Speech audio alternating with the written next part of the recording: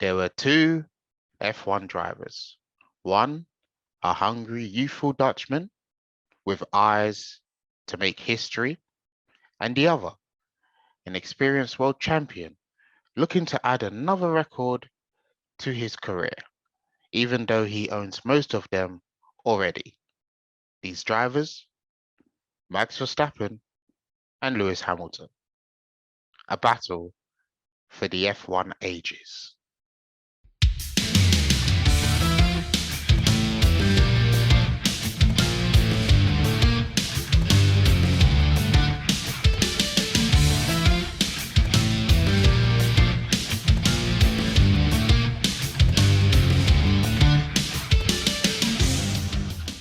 Welcome to the AfterBurners podcast, ladies and gents. I am Samuel Oni, and this is episode 36. With me, virtually, Wes Spearman. Wes, we're nearly there. How are you? I know. I'm very well, thanks. I'm very well. I'm very tired. I've been up since 3 o'clock this morning working on cricket in Australia. Goodness me. But yeah, F1 keeping me up and very well put. I must add, brilliant. Thank you. As you say, an F1 season for the ages, and Saudi Arabia just proved that really going into the next race, Abu Dhabi, level on points. A season like no other. How are you? I'm very well. I think most of us may have predicted that we'd be set for this. We've been given quite a show this season, and two brilliant drivers, Max Verstappen and Lewis Hamilton. They both want it. They both want to become champions so bad. Two different characters, and from Bahrain up until Saudi Arabia, it's been brilliant. Now, the race itself was absolutely, how would you describe it in one word? Just one. Chaotic. One word. Oh, you beat me to it. You beat me to it. Chaotic. Now, let's start with qualifying. I'm not going to speak much on it, but qualifying. Okay. Hamilton has pole position in the bag with Valtteri Bottas in second place. So it's a Mercedes front row lockout. However, Max Verstappen is on his flying run, and my word, his qualifying lap, it looks set for pole. He did everything right, but the most talked about turn 22. We saw it in an F2, and it happened. Well, Max Verstappen hit the wall, and it ruined his almost perfect lap. Tell me, what were your thoughts? As you say, it would have been one of the most exhilarating pole position laps we've ever seen in Formula One. Hamilton and Bottas, they're sitting pretty. Mercedes front row lockout. Verstappen on the last lap of qualifying, pretty much. Purple first sector, purple second sector.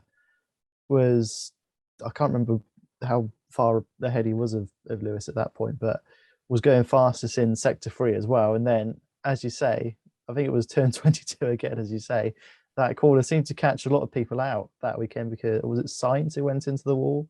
Yeah. No, Leclerc went into the wall in practice. And yeah, it caught Verstappen out. It wasn't as serious a crash as what happened to Leclerc, but if you touch the wall in qualifying, then that's going to knock your time down quite severely. And it damaged Max's car, the rear of it in particular. And that would have been a pole lap for the ages. It would have been ridiculous. I mean, I don't know if you saw Alonso and Ricciardo, I think they were being interviewed in the paddock somewhere, and they had Verstappen's pole lap on in the background, and Alonso's eyes and his reactions were just like, whoa, that is quick. I saw it. his Alonso's reactions are almost better than Max's lap. But it would have been an utterly ridiculous lap, and yeah, it just didn't quite come off for Verstappen. But P3 though, still a decent start for Red Bull. Of course, and when you're starting in whether you're starting in on pole, second, third, you've always got a chance. And well, that was qualifying, and now for the race. The race, let's both agree, it was chaotic. But how it was how it went out, how it happened, is the big thing here. So the first 10 laps, Hamilton gets off to a great start. His teammate follows. Max Verstappen in the Red Bull. It's all good. It's all lovely. We're gonna have a great race. No more crashes. We've already seen Monza, Brazil, Silverstone. Let's just have a clean race. But then Haas's Mick Schumacher crashes, and that's the start of a very, very long race day. So from there on, just chaotic, isn't it? Yeah, as you say, Schumacher crashed again. I think turn 22, pretty much where everyone crashed that weekend. And first of all, it was great to see that Mick was okay. He got on over the radio fairly quickly to say he was okay. He got out of the car relatively quickly, I think. And there was quite a long period of safety car. I think it was about 5 laps under safety car. Yep. Just because Saudi Arabia is, or the Jeddah circuit is quite long. So I think I heard somewhere, I think it was on Channel 4, whereas in Monaco, they'll usually have a crane or marshals posted at every corner. Mm-hmm. In Jeddah, they can't do that because the track is just too big. So it took a little bit of time to get a recovery crane, tractor, whatever, over to remove the Haas. And then they found out that the barrier had been damaged, so it wasn't 100% safe to go racing again. A lot of people say, well, I think Hamilton came over the radio and said, oh, the barrier's fine. But to be fair, he wouldn't have crashed into it. You can't see it close up, whereas the stewards and the marshals on the track side can. So I think there was some debate as to whether that first red flag should have actually happened. But I mean, for Red Bull, it was amazing. Verstappen gets a free pit stop. Mercedes double stacked under the safety car to what they would think anyway, is get not a free pit stop, but that sort of thing. And then a lap or two later, after Mercedes pitted, announced that the race would be red flagged and stopped. So everyone who didn't pit under safety car, change their tires, repair the cars, and essentially get a free pit stop, not having to waste the 20-25 seconds, however long it is to make a pit stop in Saudi Arabia. So that gamble, if you like, paid off for Verstappen, because Red Bull pitted Perez at that point under safety car as well, but they opted to keep Verstappen out, which was a bold call, because if you pick one of your drivers and you're going to leave Verstappen out on, I think it was the soft tires he was on. Yeah. And as I say, not pit him when, if it wouldn't have been red flag, then Verstappen would have lost a lot of time having to change either onto the mediums or the hards. But because of that red flag, saved himself 25 seconds and was able to change, or have a new set of tires for the remaining 40 laps of the race. Another thing, just add to that, Bottas was very sneaky trying to get Mercedes to double stack. He slowed up quite a lot behind the safety car, which you're not really supposed to do. Verstappen complained about it to his radio. Yeah, he was angry about Bottas it. was going very slow, that you're not supposed to be doing this. And it wasn't okay. Bottas knew what he was doing. I think he knew what he was doing. Trying to save time, and it was very disappointing. But then, let's talk about the second race start then, because I believe this is the point where sorry, do you wanna take us through it, because it's quite confusing with this one. Oh, so you have the first red flag, and then race restarts. Hamilton on pole, Bottas P2, Verstappen P3. I can't remember further back than that because, let's be honest, no one really cares further back than that. All the action is at the front of the grid. Exactly, and I think on the race restart, was it Verstappen went round at the outside, went over the curves, which YouTube viewers will be able to see is my background. Yeah. Went over the curbs, forced Hamilton not necessarily off the track, but forced him wide into turn 2.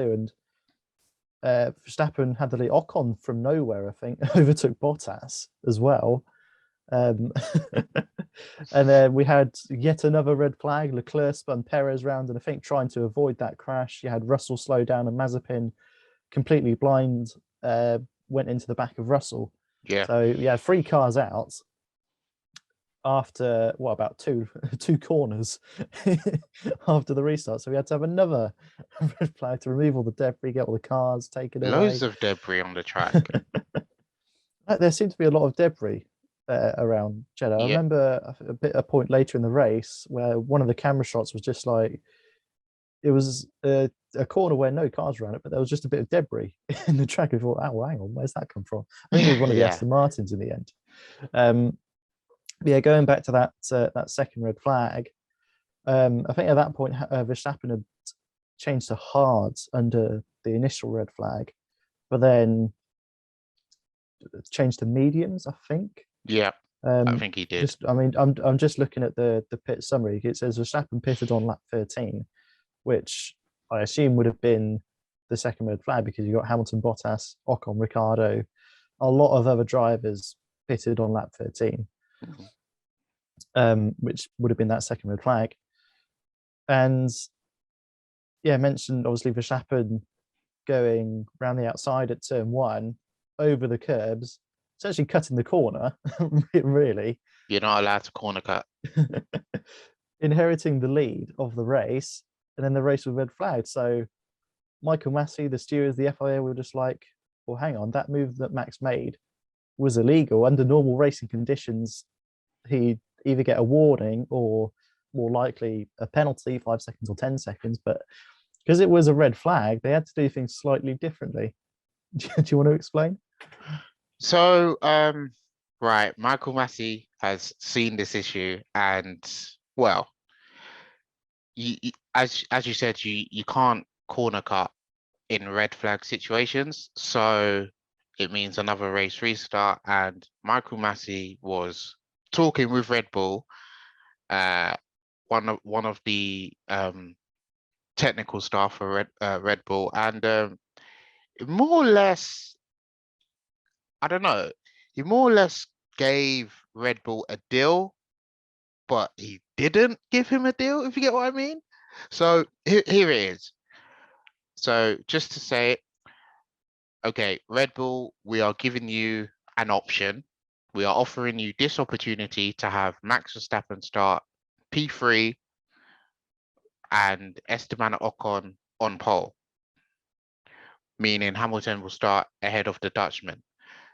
Do you agree with this? And so Red Bull were like, yeah, we agree with this. Just give us a minute to discuss, yada, yada, yada.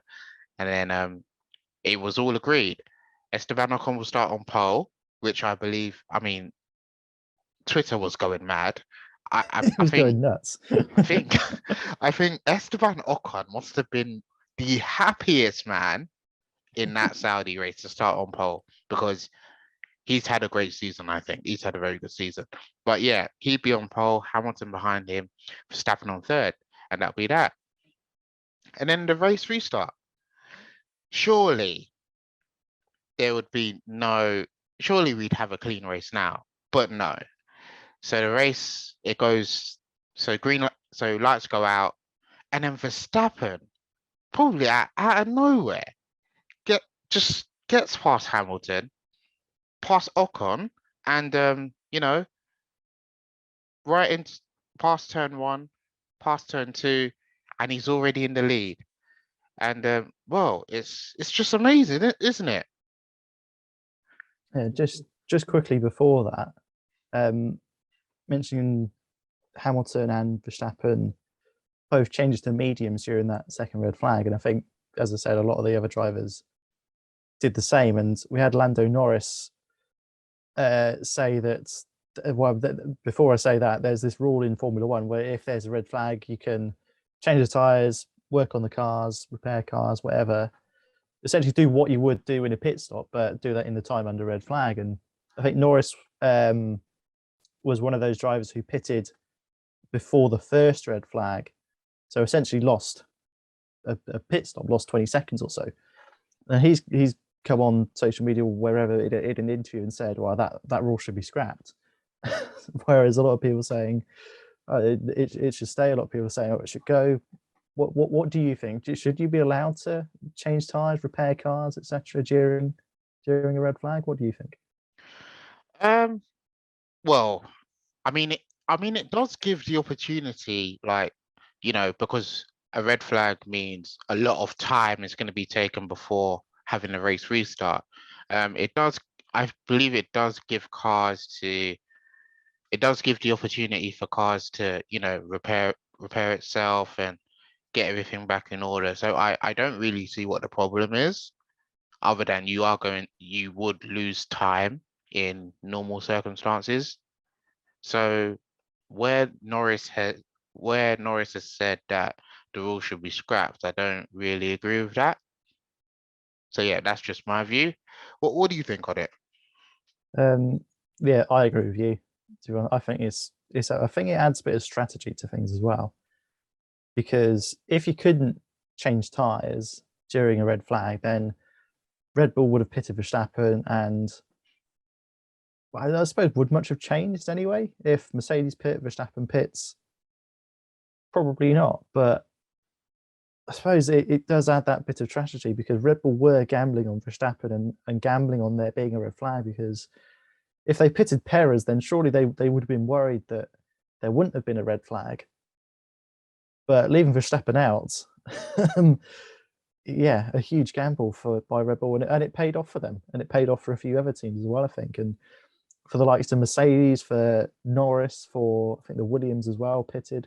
Just trying to have another look down. It was Hamilton, Bottas, Leclerc, Perez, Norris, Alonso, and Latifi were the drivers who pitted during the safety car period, who didn't wait for the red flag.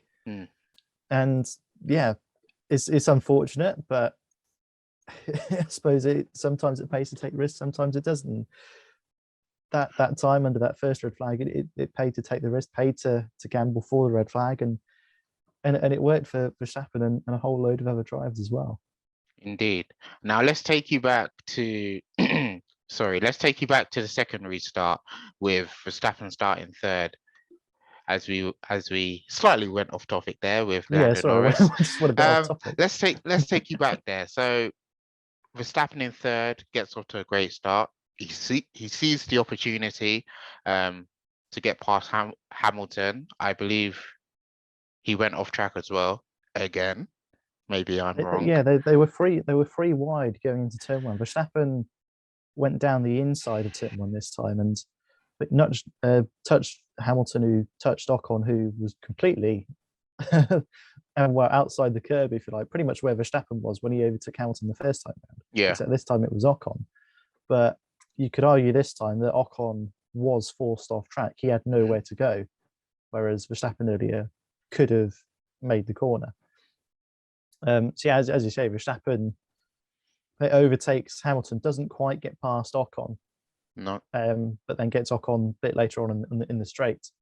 From there, I suppose the race just settles down a little bit. Yeah, we have a bit of action, I think, with the Ferraris at one point, almost crashing into each other on the start-finish line going into turn one. Yeah, it's Tsunoda have an incident with his front wing. Indeed, yeah, he did. There were a lot of virtual safety cars that weekend as well, just because of the debris. You had Vettel and Raikkonen fighting a little bit, the two veterans of F1, if you like, going wheel to wheel. I mean, that was great to see. Raikkonen's penultimate race, racing against his former teammate, one of his best mates in Formula One. brilliant. I loved seeing that firstly, and then it got a bit quiet for about 15, 20 laps or so. Things settled down. Hamilton, not necessarily comfortably in the lead. Hamilton was catching up. Both on the same compound tyre, both on the medium compounded tyre, and then lap 37 is where it's all kicked off again. Yeah. And at this point, this is where I'm just looking at the notes here. I think this is where Hamilton wants to get past Verstappen. I think at this point, this is where sorry, it's just my mind's just take over if you like. Yeah, go on. I know. I mean, my mind's frazzled as well, to be honest. But Hamilton had DRS. He rounded turn 27, the last corner, the hairpin. Got DRS. Went round the outside at turn 1. There was a slight touch between the two of them. I've got here, both cars are off track. I'm not quite sure how that could happen, being it's a street circuit, but whatever. I was watching on Channel 4. Apparently, I thought both cars went off track. They touched, and I think Verstappen kept the lead. Hamilton in second, and then a bit later on in the lap, I think somewhere in sector 2 or sector 3, Red Bull were like, "Oh, we have to give the position back to Hamilton," because essentially Max forced Hamilton off track, and they made contact, and Verstappen gained an advantage by forcing Hamilton off, essentially. So Red Bull came over the radio to Verstappen and said, "We need to let Hamilton pass." And it was on. I think it was just before the last corner, actually, just before turn 27, that Verstappen started slowing. He started going down the gears. I've seen the onboard footage. He went from like 7th to 3rd or something. Yeah. And Hamilton obviously didn't realize what was going on. No, I think he was unaware of this. Yeah. He must have thought, well, Verstappen, sorry, is going quite slow. Has he got an engine issue? Has he got a gearbox issue? Some sort of mechanical issue with the car causing him to slow down. But Hamilton didn't realize until very, very well. He didn't realize at all, really. If he realized, then he wouldn't have essentially rammed into the back of Verstappen. Yeah, that is something that I can't get my mind to understand, because the way I see it, yes, Verstappen was slowing down. Hamilton didn't know about it. I mean, if he didn't know, then he didn't know, because, correct me if I'm wrong, I think teams can sometimes overhear teams' radio. Yeah. Yeah. So Hamilton doesn't know that Verstappen has been ordered to give the place back to him. And but what I can't understand is that Hamilton sees that Verstappen is slowing down, but he has the whole of the inside left to overtake.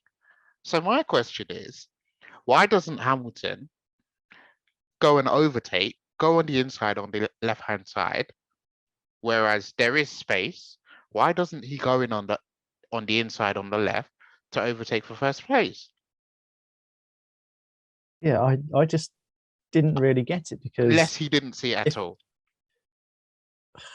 Well, I don't get how he could not see it, because we both could see there was plenty of space to get through on the inside.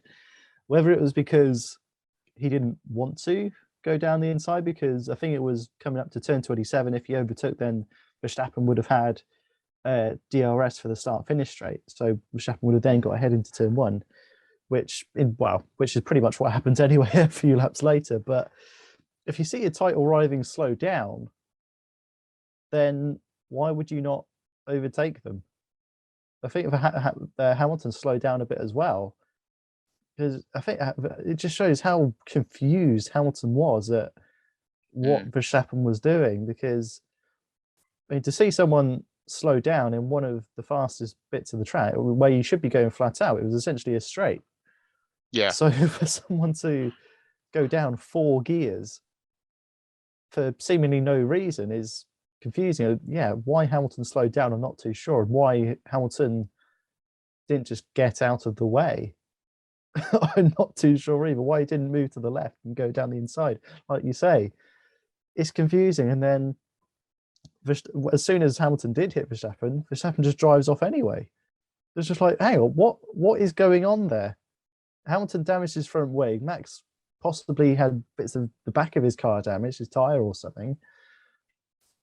It was just bizarre. I mean, I just don't get what happened. And Toto Wolff wasn't very happy either. He took his headphones off and pretty much slapped them against the desk. Yeah, he was fuming. I think Mercedes put a tweet out just tagging Bose, the makers of their sort of comm stuff, and just saying, "Oops, sorry." Video of Toto Wolff just go bang on the table. Yeah, it was pretty. But yeah, it was just one of the most bizarre moments we've ever seen this year. Indeed, and if you thought that was confusing, I think, as you said, Verstappen drives off, and at this point, he's still in the lead, but a few laps later, I think, is when Verstappen finally hears that you're supposed to give the place back to Hamilton. But it's the manner that he done it. It's the manner that he does this, because Max Verstappen is one. He's one. I want to try and describe. He's a driver that won't let anything stop him. Like, if you tell him don't do this, he's gonna do the opposite and do it anyway. That's what I see as Max Verstappen as a driver. Okay, so he's finally aware that you have to give the place back to Hamilton. He does it. Hamilton barely gets. I think he barely got P1. Maybe it was like for turn 27, and that was pretty much it. Yeah, and then he goes and overtakes him again. And then that's when the Dutchman is hit with a 5-second penalty, 5-second time penalty, which it is significant because, well, it's because of that 5-second penalty that, it sets the tone for the rest of the race. Yeah, I mean, as you say, Hamilton had barely any time at all, being in P1 after Verstappen was told to let him through. And I think, thankfully for both drivers, they both understood what was going on this time round. And it's clever for Verstappen because you don't have to choose. Well, you don't have to let the driver. But I think you have 2 or 3 laps to do it. But you don't have to say let them by at a certain corner. So Verstappen very cleverly waited till the end of the lap at turn 27, where he knew he could get instant DRS on the start-finish straight and essentially get straight back past Hamilton at the first corner, which he did. Then, as you say, a couple laps later, Verstappen handed a 5-second time penalty. I just don't understand where that 5-second time penalty came from, because surely Verstappen had to give the place back to Hamilton for the incident earlier on where Verstappen either overtook off track or forced Lewis off track. I think it was an incident where he forced Lewis off track. Yeah. When Lewis tried to overtake at turn 1. But Verstappen let Hamilton pass. So why is he then handed a 5-second time penalty? Is it for causing a collision? What is it for? I think that's the thing we're all confused by. I mean, was it correct that Verstappen got a penalty? Personally, I don't think so. He tried to give Hamilton the place back twice. He succeeded once. And then I'm pretty sure a few laps later, Verstappen, and whether intentionally or not, slowed down. I've got in my notes here, lap 43, turn 27 again. Yeah. Hamilton overtakes Verstappen for good. Yeah. Verstappen's engineer comes over the radio saying, "We didn't need to do that, Max." I think so. Did Max slow down to let Hamilton through again to try and convince the stewards to remove the 5-second time penalty? It's just completely bizarre. I can't think of another word but bizarre. It was just confusing, the whole situation, what went on, the stewarding and general sort of management of the race, and the decisions that were made were it was just silly at points because very confusing. To start off, we had Michael Massey over the radio saying, I think the first deal he offered was Verstappen P2, which I'm not quite sure how that works out. And then it was like, we will offer you Verstappen P3, Ocon pole, Hamilton P2. And you're just like, well, hang on, what's the offer for? Why are you offering? You are the race director. Surely your decision should be final. You should not be offering teams anything. Yeah. Really, they're just like, oh, do you want to start P2 or do you want to start P3? I wonder which one Red Bull will want.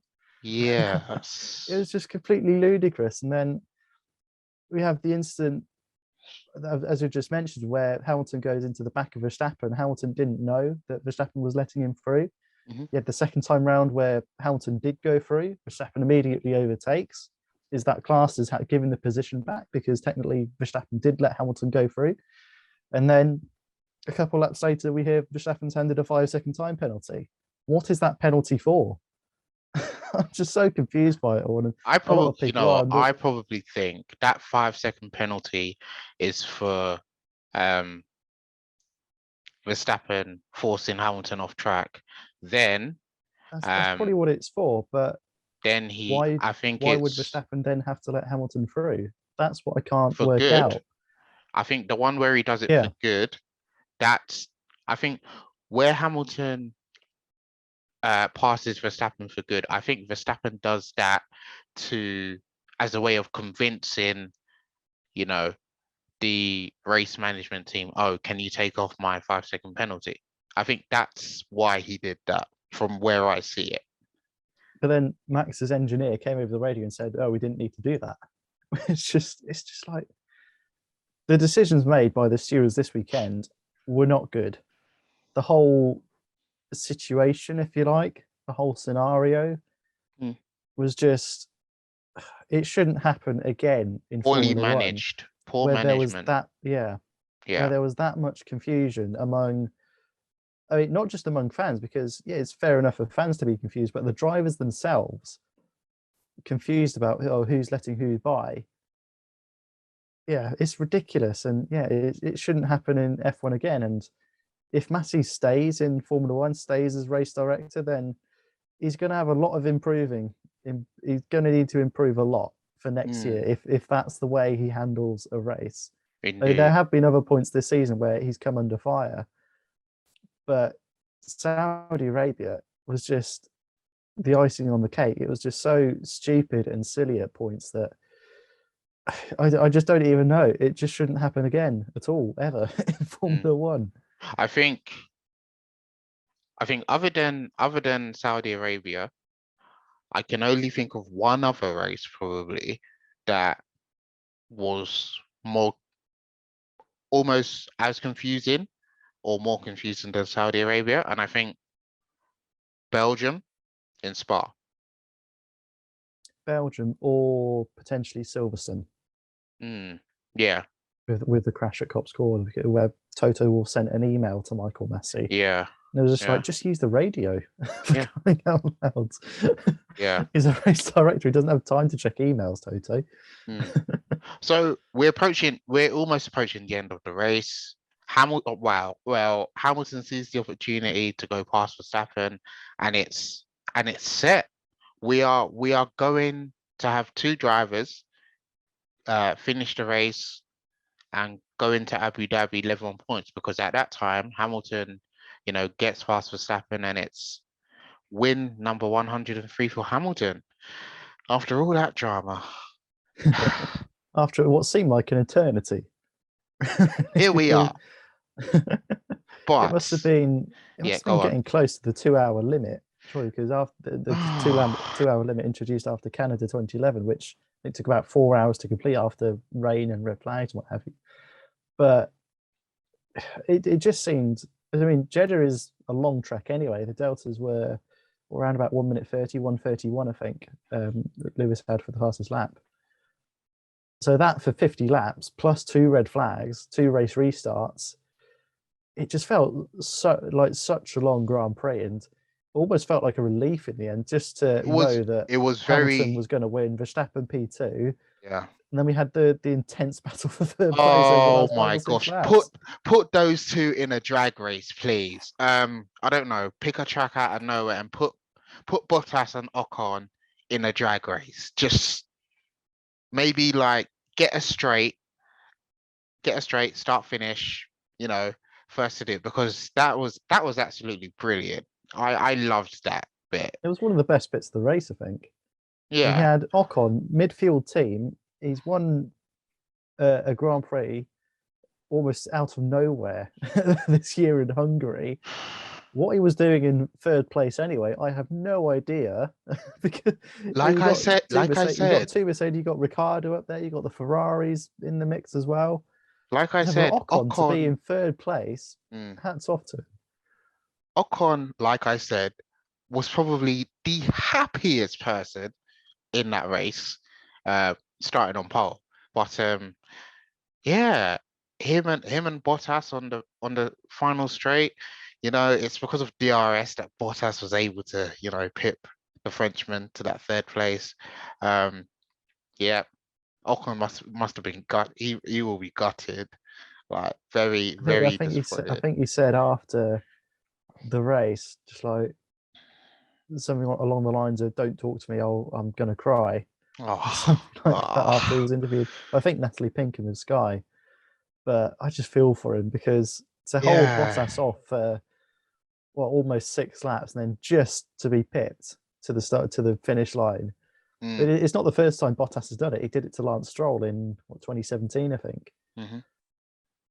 But yeah, for Ocon, yeah, I feel for him. But still, fourth place, P4 for Alpine, great result. Yes, they would have loved Ocon to be on the podium again.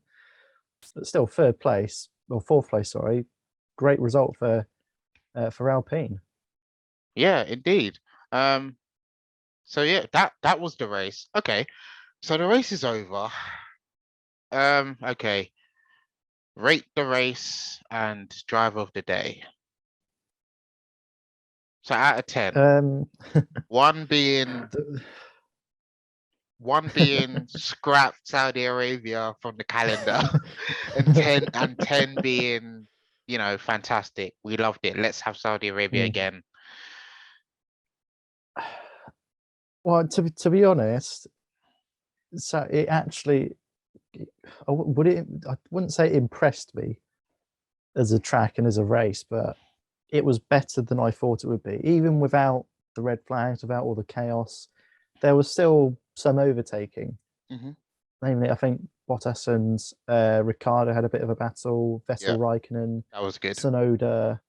There was a bit of action, not just what we were all expecting. Whereas it'll be just like a DRS trade, everyone following each other, no heavy braking zones, no room for overtaking. But pleasantly surprised, you could say, or I could say. But at the end of the day, I don't really want to be racing in Saudi Arabia because of other issues, which we mentioned them several times before, which Sebastian Vettel and Lewis Hamilton very rightly protested by wearing rainbow helmets and taking the knee at the start of the race as well. As a whole, I would give the race, I give it a 5 out of 10. I know that may seem harsh, but because of what went on with the stewards, with Massey, with the FIA, it was just wrong. And if everything was a bit clearer, if Verstappen didn't have to let Hamilton go 3 times, if Massey didn't offer where drivers wanted to start on the grid, instead of saying, no, you will start in P2, P3, etc. Because I think he offered them, will you take P3? If you don't, then we'll take the incident to the stewards where you went off track, and then you might get a penalty for it later on. I think that's what Massey was trying to offer. But at the end of the day, you're race director. You need to be firm. You need to be the one making decisions, not the teams. Yeah. So if I based it purely on the racing, then I'd probably give it a 7 or an 8. But because of what went on with Massey, the FIA, the stewards, etc., I have to knock it down. I have to give it a 5 just because it's not right for F1 to be in that sort of situation.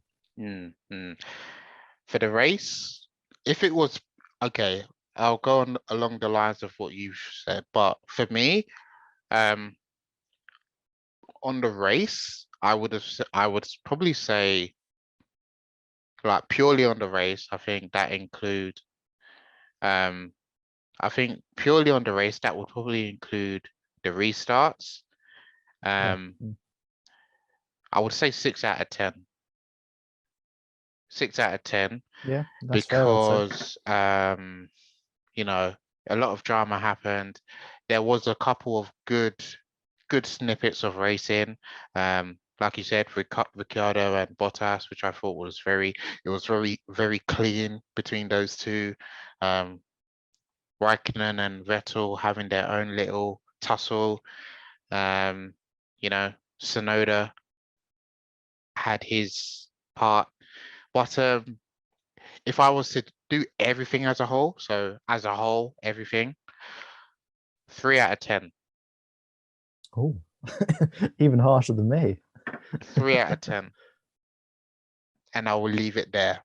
I'm not even going to go into an explanation. So yeah, just before we wrap up, I just want to give out honorable mentions to a couple of drivers.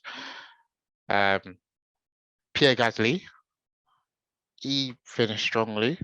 P6. P6 for Gasly. P6 for Gasly. I mean, it seemed like Gasly finished P6 and almost nothing happened to him. Yeah. I can't remember where he qualified. Let's just have a look. Where did Pierre Gasly qualify? Oh, he qualified P6, finished P6. Oh, so yeah. No position gain, but nothing lost as well. And I think I saw a stat about how many top 6 finishes Gasly had, and I can't remember it. But it is quite a few now. Yeah. And to get an AlphaTauri in the top 6 anyway, brilliant. To do it multiple times, amazing. Excellent season for Gasly. Another driver who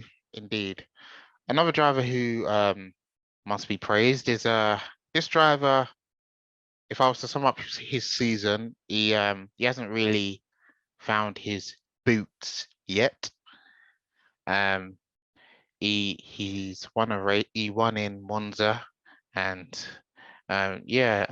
Australia's Daniel Ricciardo finishing P5, I believe. P5, yeah. After P5. starting P11, it's a brilliant effort from Ricciardo. Yeah, the red flags would have helped him out a little bit, but P5, battling with Mercedes, brilliant stuff. Yeah, and another driver who I think had a good mention was Antonio Giovinazzi.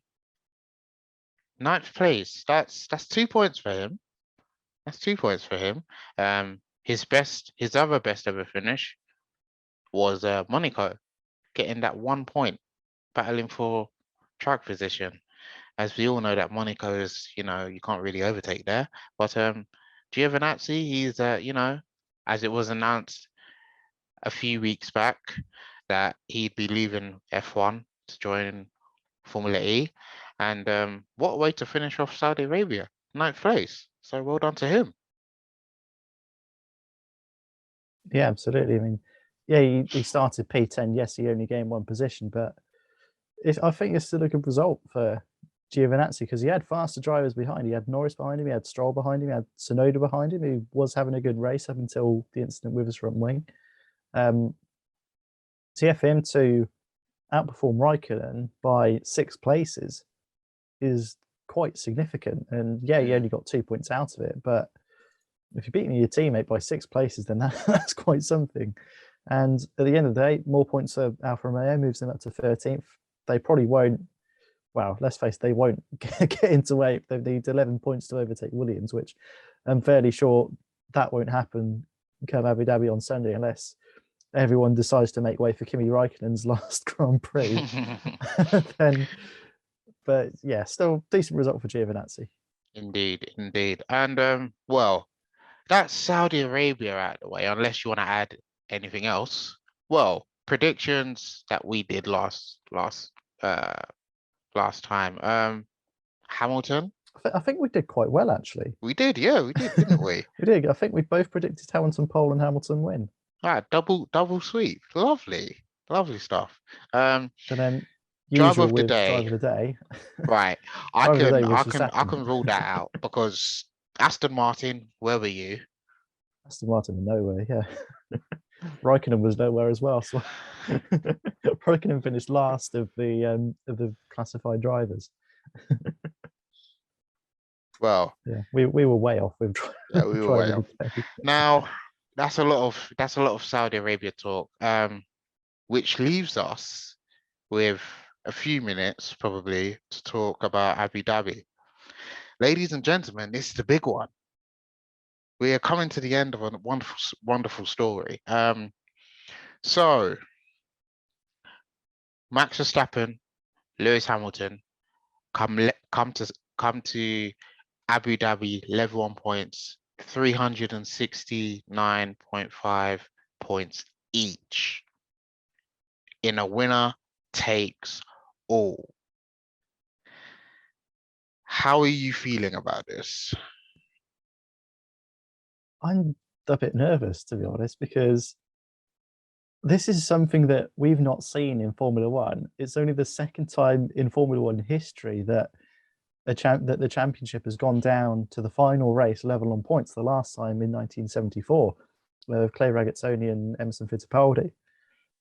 So, in a way, this season has already made history for being only the second time ever that two drivers come to the final race level on points. It's the first time since either 2010 or 2012 that the championship hasn't been won or has gone down to the last Grand Prix. So, I mean, this has just been a season of all seasons, really, given everything that's gone on. We've had, Qatar come onto the calendar from nowhere. We've had loads of track going off because of COVID. Yeah, with no Canada, no Australia, no Japan, Singapore. Other place, there's no German Grand Prix this year. So in some ways, people might not say it's not your typical, not your traditional F1 calendar. We've had a double header in Austria, which again, that doesn't usually happen. And yeah, just for the season to come down to this, it's what every fan wants. I think you want the championship to go down to the final race. You don't want Hamilton to win with, say, 5 races to go, like he did last, or 4 races or whatever it was. Yeah, you want it to go down to the final race, whether it's level on points, whether there's a few points in it. As long as it's a good contest, a good racing all season, which it has been. There haven't been many dull races. I can't remember many dull races, to be honest. I mean, even the typically boring track, even Russia was a decent race, I suppose. France was a decent race. Spain was a decent race. Monaco was, well, rubbish because Monaco. I think Monaco's been one of the very few dull races we've had this year. Yeah. I mean, just to think, all those months ago, back in March or April or whenever, when we had Bahrain, the strategy battle and Verstappen catching Hamilton, and then being forced to give the position back or got a penalty or whatever, I can't remember now. But that's happened, and then Imola wasn't brilliant, and then I can't remember the third race now, but just the start of the season, Portugal. I think we had an inkling that this season would be good. This season would be close, but I don't think many people would have predicted this close. Level on points, 1 race to go, and you're going to Abu Dhabi. I think the constructors, sadly, is pretty much wrapped up since Perez didn't finish in Saudi Arabia. But as we say, driver's title up for grabs. Abu Dhabi, there's been changes to the track to make it hopefully better for overtaking, better for racing. Yeah. So, yeah, I'm all for it. And if you're in the UK, it's been announced today that basically Sky and Channel 4 are sharing the coverage, similar to what happened with the 2019 Cricket World Cup. So I assume anyway, it will be Sky Sports on Channel 4. I assume anyway. I don't think it will be Channel 4. So Steve Jones, David Coulthard, Alex Jacks, on commentary. I don't think that's what's going to happen. I think it will be David Croft, Mike Brundle, etc., etc. It I will be see the what you Sky mean. Sports on Channel 4. I think that's what's going to happen. But yeah, I mean, if it's Channel 4 coverage, if it is Steve Jones, David Coulthard, Alex Jacks, then I'm happy with that. Like both sets of commentary, but in the UK, we only have the British Grand Prix live on TV. So to get the season finale onto, I can't remember what time it starts. Probably presumably 4 or 5 o'clock in the evening UK time. So to be able to watch it live, because this has been, I mean, we've said it so many times throughout the last few weeks, throughout even this recording, this has been a season to end all seasons. It's not been like any other F1 season in recent memory.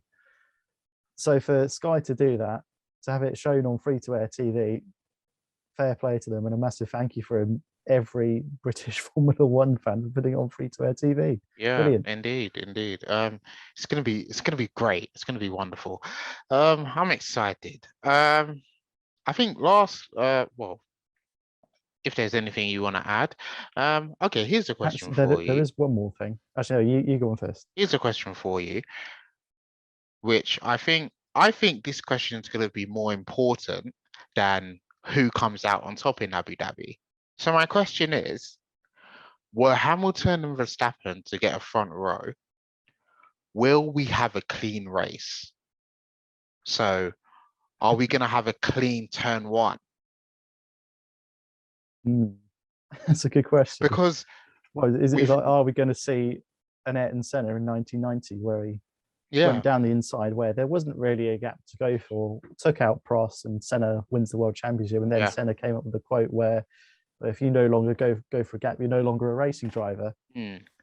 Are we going to see something like that happen with Verstappen and Hamilton? Because essentially all Verstappen needs to do is take out Lewis Hamilton, and Verstappen will win on countback of race wins, because Verstappen has 9 wins, Hamilton has 8. Remember earlier this afternoon, it was said that both drivers could be banned or suspended if they were to intentionally take each other out of the race to win the championship. Funny enough, that's sort of what I was going to come on to next, actually, because we've got the FIA warning drivers that there could be possible points deductions instead of time penalties, because the FIA saying time penalties haven't had the effect that we wanted, so points deductions could come into play, which I'm not sure how I think about that. I mean, fair enough, deduct points if a driver intentionally rams another driver off the road and takes another driver out. But that's very hard to prove in a way, because what Senna did in 1990, you could say, well, yeah, he was going for a gap, but then obviously intentionally took Prost out. But I mean, I suppose they're not new rules. These rules have been there for the whole of the season, I'm sure season before as well.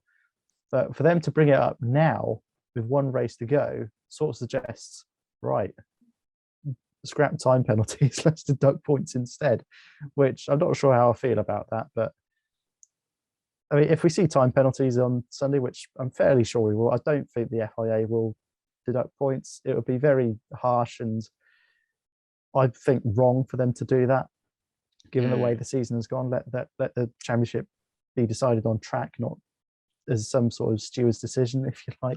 If the stewards give a penalty, then fair enough. It can still be decided on track. But imagine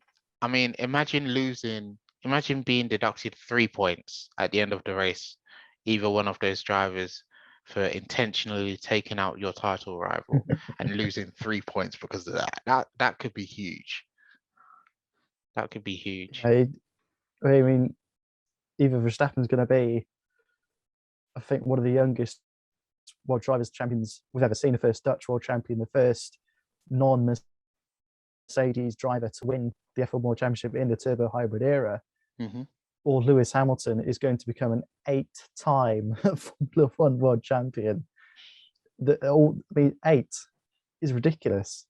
I mean, not many F1 drivers have an 8-year career, let alone win 8 world titles. Yeah, Hamilton's been racing since 2007, but yeah, one of the all-time greats against a potentially all-time great, if you like. Yeah, indeed. Okay.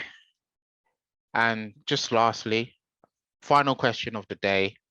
Predictions for Abu Dhabi. We were to have a quiz, but I feel it may be a bit too long Yeah, because we may we've be covered dragging a that out lot. a bit. So We'll do the quiz next week. we'll do the quiz next week. So But final what question. our predictions are basically is who is going to be world champion. That's Yeah. basically what it is. Who's gonna be? Well, given everything, I think Max Verstappen. You know what? I think Max Verstappen is gonna win the world championship.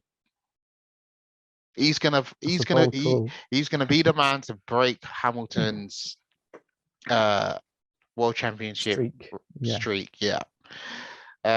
How it's gonna be done, I don't know. I think maybe.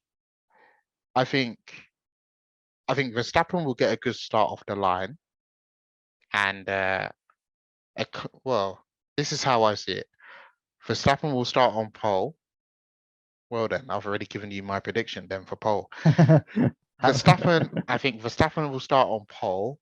He will go into turn one fairly okay, because I think in the past he has, led races into turn one in a reasonably clean fashion, but that can't be said for some races before. I think Hamilton could be made to work for it, really, because Verstappen is not the kind of he's not the kind of driver to give up very easily. It's been very evident. I think Max Verstappen could win the world championship. First Dutch driver ever. I think probably. Will he be the youngest? How old was Vettel when he won his I'm first? not sure. I think Vettel must have been what, 21? Oh, whilst I look it up, why don't you give your drive for the day? Oh, I'm working on it now. Hang on. Just come back to me in a minute. Right. So Verstappen. Did I say Verstappen would be on pole? Yeah, you said Verstappen pole and Verstappen win, obviously. Yeah. Driver of the day. Drive of the day. It's a tough one. I think. I think. Well, I think if he wants to finish the season strongly, he's gonna have to get past his teammate. I think Charles Leclerc hopefully can finish the season strongly. I think he's not too. He's a few points behind Lando Norris, I believe, but probably not enough to overtake him. But yeah, Charles Leclerc in the Ferrari for driver of the day. Yeah, that's it. So Verstappen clean sweep, pole and race win, and a new world champion. And Charles Leclerc, driver of the day. Interesting. I've just found out that, by the way, Vettel was 23 years old 23 when he won his world championship. Max Verstappen is 24. Okay. So he'll just miss out on youngest driver or youngest world champion, but it'll be an amazing achievement if he does it, because you won't get youngest driver, but first Dutch driver, first Red Bull driver since 2013, first non-Mercedes driver since 2014. Or 2013 again, I suppose. But first driver in the hybrid era. That's not Mercedes. The hybrid era, But that's if he wins the world championship. If he wins the championship, I think Hamilton will win for the world championship. I think Hamilton will win the race. Okay. Just because the momentum he has got over the last 3 races, he's won one in Qatar, one in Jeddah. I don't see any reason why he can't win again at Abu Dhabi. I think Verstappen won the race last year, but I think Hamilton, the run he is on and the pace the Mercedes car has, I mean, he was setting fastest laps with a broken wing in Jeddah. That's how A, good a driver Hamilton is, and B, how fast a car that Mercedes is with the spicy Brazil engine in it, which I'm fairly sure they'll stick with if it's not too worn out. So yeah, Hamilton to win the race and the World Championship. Mm-hmm. Pole position is tricky. And we have to take into account that the track has been the track has been altered. Yeah. It's a case of, do I think there will be an overtake for the lead of the race? Do I think Verstappen will start on pole and Hamilton overtake? Or do I think Hamilton start on pole and then go on to win the race? I mean, there could well be overtakes between that, but will Hamilton have to overtake Verstappen to be world champion, or can he just sit in the front and get away with not being overtaken? I think Hamilton is going to get pole. I'm going to go Hamilton pole and Hamilton win. So Hamilton clean sweep. But I think Verstappen will at some point lead the race. Not just in like a pit stop phase or anything, but I think Verstappen will have genuine lead of the race. Not for a lap or two during pit stops, as I say, but at some point I think Verstappen will overtake Hamilton. I mean, it could be in turn one. For all we know, Verstappen could dive down the inside of Hamilton or whatever. I can't remember which side of the grid you start on in Abu Dhabi. But I think Hamilton will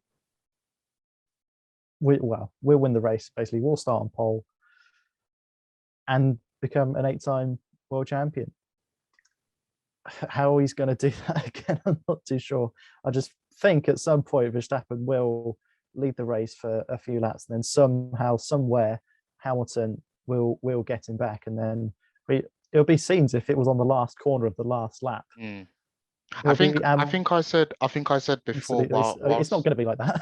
Yeah, I think I said before, whilst we were discussing it, maybe some weeks ago, that I think I said if Hamilton were to win, I said I'd treat you to Hernando. So I still stand by it, but I think Verstappen's gonna do me a favor. But yeah, so who's your driver of the day? It's always driver of the day. I know it's difficult. Remember, you already have one so far. I do. I've got one driver of the day table throughout 22 races. I'm gonna go Kimi Räikkönen again. Just because I think because it's Raikkonen's last Grand Prix, I think fans will just vote for him anyway, regardless of the race, regardless if he retires on the first lap. I think fans will still vote him for driver of the day. And I don't know if I'll do that. I'll probably vote for whoever's my best driver during the race. But Kimi's last Grand Prix, I mean, it'd be great to see him just interview for driver of the day, even if he finishes like 17th or something. Oh, Kimi, you got driver of the day. Oh, what for? Candid answer. It was I think it was Saudi Arabia, where Martin Brundle was sort of running up to him, asking Kimi Räikkönen for a word meaning like a chat, if you like. And then Kimi literally just said one word before running off to, I think, the anthems or something. And then Brundle was like, "Oh wow, that really was just one word." So to have another Kimi interview like that would just be brilliant. So I'm going Räikkönen for driver of the day. Okay, right. One final question before I wrap up. Now, your top 10 drivers standings, how it's going to finish. Do you see any changes? And then your constructors championship. I'll save time with the constructors. I don't think there will be changes in the constructors. Okay. Just because there could have been changes if Perez scored well in Saudi Arabia, but given he got no points, Red Bull only got 18 points for the weekend in Saudi Arabia. Mercedes got 26 plus 15, 31. Yeah. That puts Mercedes massively ahead now. They're 587.5 compared to Red Bull's 559.5. That pretty much confirms it for Mercedes. 28 points. Yeah. Difference, which I suppose technically it can be reeled in, but only if one of the Mercedes drivers, probably Bottas, let's face it, has a shocker. But I don't think that's going to happen. I don't think Red Bull will be quick enough to reel in 24 points. I mean, I don't think they can make up to it. If Mercedes finish first and third and Red Bull finish second and fourth, the next best, I'm pretty sure that's mathematically you can't. It's not 24. It's not a 24-point difference. But Ferrari. Can we agree that the top two? Sorry. So then, can we both agree that the top two in the constructors is pretty much confirmed then? Pretty well. To be honest, I think every place in the constructors is pretty much confirmed. Mercedes first, Red Bull second, as we just said. Ferrari lead McLaren by 38.5 points. Again, I don't think McLaren will reel that in. Alpine lead AlphaTauri by 29 points, 149 to 120. Again, AlphaTauri aren't going to make up 30 points due at Abu Dhabi. Unless Gasly has a storm of a race and finishes in the top two. But unless Gasly wins the race with Tsunoda second, then I don't think they'll overtake Alpine. Yeah. Aston Martin in seventh, somewhat poor season for them, considering last year. Yeah. Miles ahead of Williams, miles behind AlphaTauri. Williams, as I say, miles behind Aston Martin, 10 points ahead of Alfa Romeo. But again, Alfa Romeo aren't getting 10 points unless both drivers finish inside the top 6, top 7, which isn't going to happen. And then Haas, it'd be nice for Haas to get a point. It would be nice to Schumacher to get 10th or something. But again, not going to happen. So for me, constructors are pretty much set in stone. Yeah, I think. As for the drivers, I think I'll have to agree with you. Can there be a few changes in the drivers? Constructors. I think Ferrari. There can be. Leclerc has leapfrogged Norris up into 5th. Leclerc leads Norris by 4 points.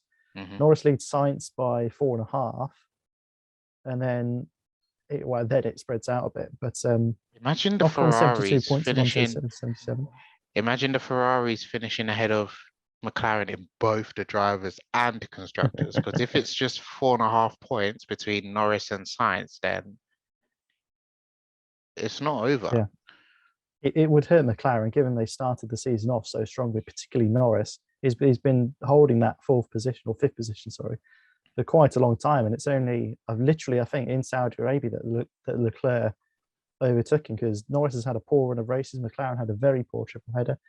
As I say, Ferrari got 47 points, was it? McLaren got 4. Yeah. So it would hurt McLaren and hurt Norris, especially considering Norris was, I wouldn't say robbed of a race when it was his own doing at Sochi, but to lose out on your first race win and to lose out on finishing essentially best of the rest, if you like, in the drivers, sort of would double hurt Norris and double hurt McLaren as well. But I think Ferrari deserve it. They've come back a long way since last year. They're now 3rd in the constructors after finishing 6th last year. So at the end of the day, I think Ferrari deserve a 5th and 6th in the drivers and a 3rd place in the constructors. But as a McLaren fan, no, not for me. Yeah, indeed. So we're all ready. Are you ready? Are you ready for Abu Dhabi this weekend? I just hope I can stay awake. I just hope it's not on too late on Sunday. Ashes. Well, yes. Yeah, I was going to say I hope the cricket finishes early, but in a way I don't, because I sort of want England to have a chance in the Ashes. The way it's going, they're probably not going to. But fingers crossed I stay awake for Abu Dhabi. And again, I just hope it's a good race. I hope there's plenty of overtaking. I hope the changes make a difference to the track, and hopefully, whoever wins, whether it's Verstappen or Hamilton, they thoroughly deserve it. They do. Indeed, I agree with you. Verstappen's got a few DNFs and is somehow still level on points with Hamilton. Yeah. Whereas Hamilton, I think, only finished outside the points once in Baku. Someone will correct me if I'm wrong, I'm sure. Baku, but yeah, I'm just thoroughly looking forward to it. Free to air on Channel 4, which is brilliant. Don't have to stay up till midnight to watch the highlights. Yeah. So let's get started. Well, ladies and gentlemen, that sounded really underwhelming. Then, let's get this started. I was just like, yes, let's go. I was going to say, let's get into the weekend, but remembered it's only Thursday today. We're recording. Get ahead of myself a bit. So we have made it. 21 races down, 1 to go. Abu Dhabi, Middle East. It's Max Verstappen versus Lewis Hamilton. 369.5 versus 369.5. But only one can be world champion. Well, this has been the AfterBurners podcast. I've been your host, Samuel Oni, and well, we're getting ready for what is going to be a thrilling curtain ending F1 season. Is it going to be Max Verstappen? Is it going to be Lewis Hamilton? We hope you've enjoyed this episode. It's a goodbye from me. Bye-bye. And it's a goodbye from Wes. Bye-bye. And enjoy the race on Sunday in Abu Dhabi.